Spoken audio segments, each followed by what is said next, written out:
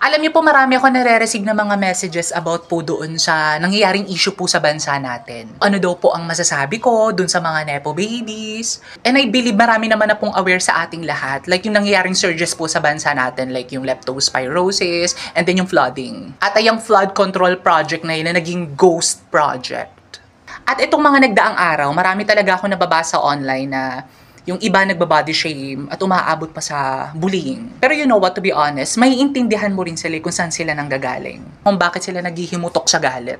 Pero kasi sa totoo lang, kailangan naman din talaga natin i-call out yung mga yan. Hinihingi lang naman natin is maging accountable sila. Kasi mga majujondra na yan, matatanda na yan, mga bulbulin na yan. Diba napakasimple lang naman yung hinihingi natin? Yung accountability.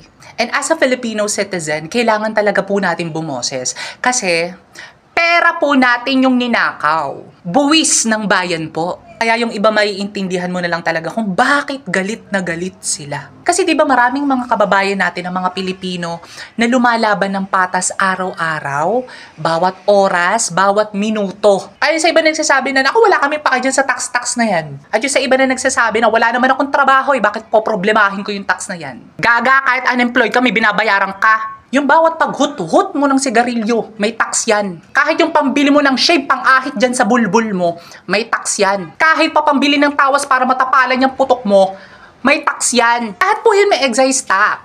Kahit masabi mo magpakategi na lang talaga para wala ng problema sa tax na yan. Te, may mga assets ka din, be. Kakaltasan at kakaltasan yan hanggang paglibing mo. Kaya sana yung pagbibigay boses po natin at pag-call out dyan sa mga nepospirosis na yan, ay sana hindi po magsilbing digital footprints na lamang. Nadadating yung mga araw, linggo, buwan na makakalimutan na lang. Isa lang naman ang gusto natin yung accountability at madaan to sa investigation at maayos sa due process. Dahil sa inis ko, tignan nyo, nagkaroon ng social distancing.